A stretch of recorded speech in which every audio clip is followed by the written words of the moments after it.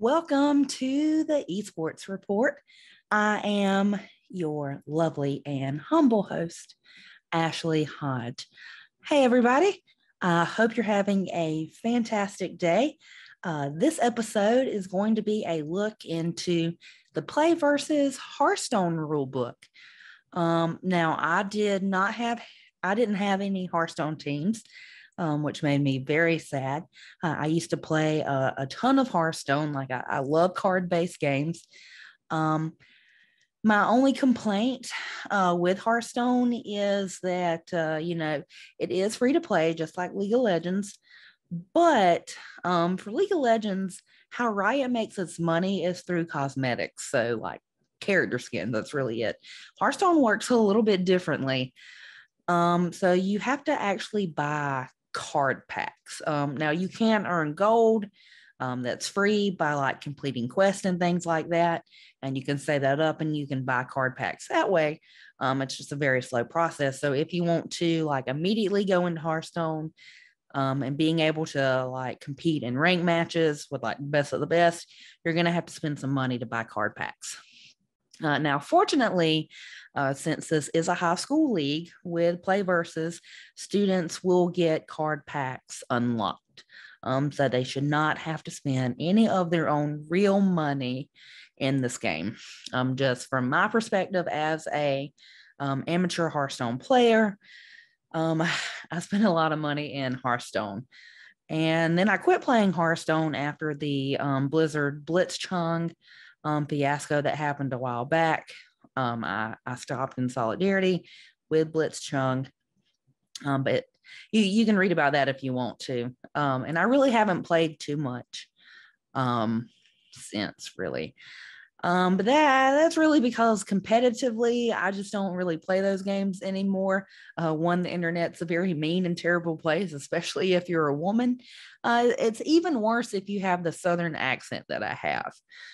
I used to play a lot of Call of Duty, and I would try to use my mic to communicate with my team, and it would be terrible. They would immediately make fun of my accent, and they would then start saying inappropriate things. I would get inappropriate messages, and eventually I just quit. League of Legends, that is also another toxic community. So, yeah, competitive games, I just really don't play anymore. I've decided it's not really worth the stress and just the constant harassment that I seem to face. So, unfortunately, it is what it is. I would like it to change. I'll continue doing my podcast and talking about it. I think that should be an episode within itself, where we talk to different women in esports, professionally, amateurly, things like that, and see if it's a trend in all areas, or if it's just unique to, women with Southern accents and things like that. But, since PlayVS announced that it was going to bring Hearthstone back, I actually got really excited and I re-downloaded it, and I'm actually playing Hearthstone again. So I do enjoy that. I like that you just do emotes to each other and there's no in-game chat. So that's fantastic. So yeah, deep dive into Hearthstone with PlayVS and their rulebook. Welcome back. And today we're going to be looking at the Hearthstone PlayVS Rulebook, so you can get ready to play in Hearthstone games this upcoming 2022-2023 school year. So I'm going to share my screen. And as you can see, I am already at the PlayVS home webpage. It is PlayVS.com. And this is how you're going to get to the rulebook. You're going to go to Esports 101, and then you're going to go to resources. Once you click on resources, you're going to scroll down until we see game rules. So it is the third one from the top. All right, so click on that, And the very first thing you're going to see is Hearthstone. So the very first article here is what is Hearthstone? It pretty much tells you what it is. So basically, it is a card strategy game, a turn-based card strategy game. That's why I like it. League of Legends is very technically complicated, and it takes years to get really, really good at that because of, the nature of that game. Hearthstone, it pretty much comes down to strategy and pure luck sometimes with the decks that you build. So it pretty much tells you, hey, it's a turn-based card game between two people. You have a deck of 30 cards, and you have a hero with a unique power. The team sizes it consists of 3 players on the main roster and 2 possible substitutes. The team is competing in a best of 5 conquest format using the standard set rotation. So what that means, standard set is like the newest set, and then a certain number of previous card sets that have come out. Basically, there's standard, and then there's wild. So like when Hearthstone first came out, I played that. So those card sets are currently in wild because they're so old. And there's a couple of reasons why cards get shifted into wild. One, they might be too powerful for standard, or like the card set for that month or that season or whatever is old and it's rotating out. So the first team to win 3 games is awarded the match win. So you have to win 3 games for it to be considered a win, and it is best of 5. Hearthstone games are actually very, very, very quick. So what platform can this be played on? It says PC. So that's your computer or your Mac or your Android and iPhone device. Now, that's how I used to play it. I used to play it on the iPhone, and I loved it. So that's great. So Hearthstone's officially played on Thursday. And then it kind of asks, how does this 3v3 work? So basically, each team will bring a lineup consisting of 3 different classes. Each player on a team will be in charge of playing one of the classes. So to begin a game, each player chooses one of their decks to battle the opponents with the deck choice being hidden from the opponent. Games then are played out in the following rules. So basically, you have 3 players. Each player builds their own deck, and then each player can pick their deck to play, or I guess a teammate's deck to play. I don't know why I do know why you would do that. You would think you would have scouted out your opponent and saw what kind of deck they played. And if your team had that kind of deck, even though you didn't build it, you could pick that to play with it. It's kind of like a counter pick kind of thing. But anyway, any deck that wins a game cannot be played again, and another deck must be chosen to play the next game. So that's the danger you run into with doing that strategy that I just said. So if your deck wins, then it's out of rotation and you can't play it. You have to pick a different one. Any deck that is defeated may be played again in the next game, and the first team to win with all 3 of their decks in a best of 5 series wins the match. Okay, so what are you going to need? If you're using the computer, you're going to need a computer. You'll need a mouse and keyboard, a headset to communicate, an online connection, and you will need a Battle.net account. So you would go to Blizzard, you would sign up for a Battle.net account, and then you would download the Battle.net account. Once you had downloaded the Battle.net account, your student would go into their PlayVS account, and they would link the Battle.net ID with the PlayVS profile. The same way you do for League of Legends, Rocket League, all the games. You have to link your game account. So the school, PlayVS, and GHSA can actually verify that you are a high school student at the school you say you're playing for. So that's really telling you about Hearthstone. Here is the official rule book. So basically, the game rules don't really change. That's very similar to the League of Legends, so I don't think there's really a point in me going over that again. The roster requirements, basically, you have to have starters, which are your main players, and then your alternates, which are your substitute players. And those players must be registered to the same team. Remember, if you make playoffs, your roster is locked 1 week prior to playoffs, so make sure that is set up correctly. We already talked about the GOR and the League of Legends rules episode. So again, I don't want to just repeat the same information, so I'll skip that. If you want my take and my understanding on that, you can go back and listen to the Play versus League of Legends rules episode. So basically, this is the game format. So it's a series. It's a best of 5. The format is standard conquest. And each team consists of a group of 3 players using 3 different classes, 3 different decks. All right, so games will be played in Conquest, bringing 3 different decks of 3 different classes.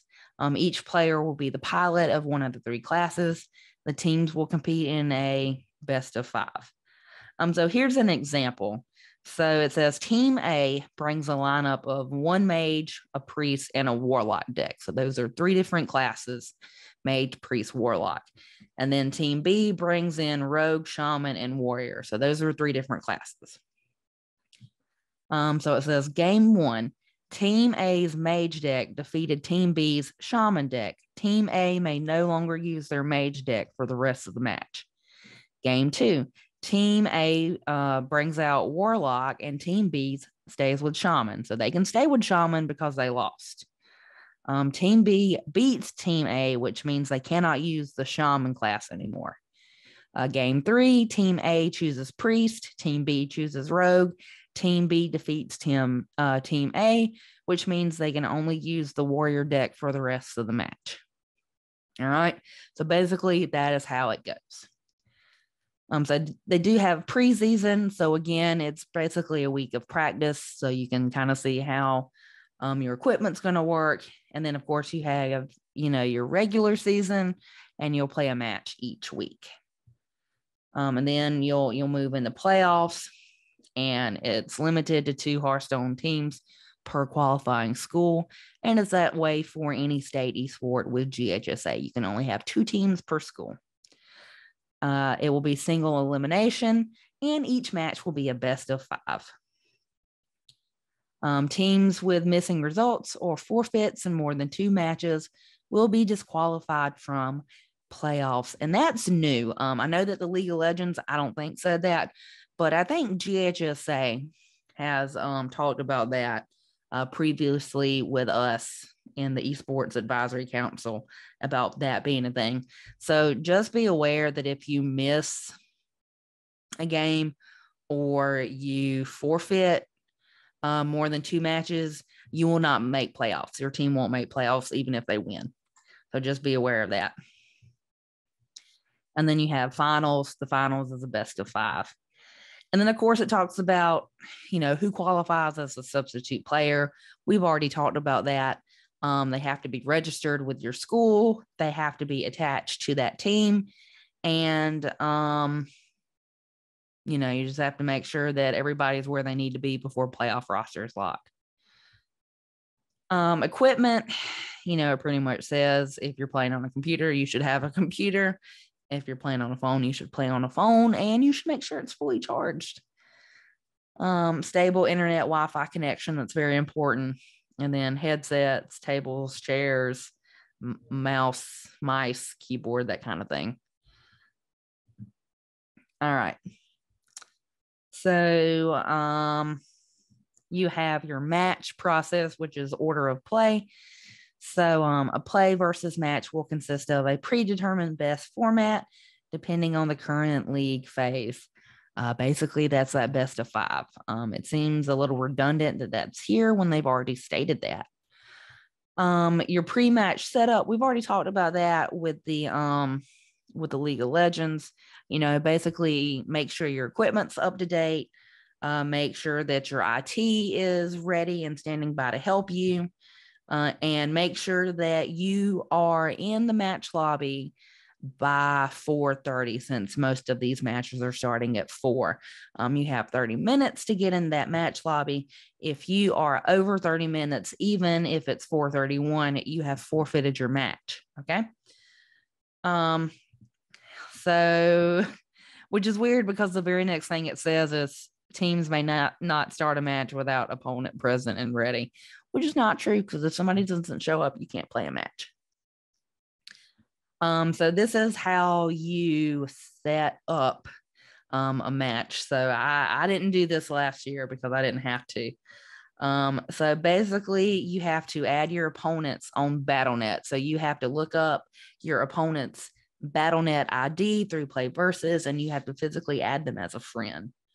It says use the add a friend option on BattleNet and add your opponent's battle tag, i.e. the username.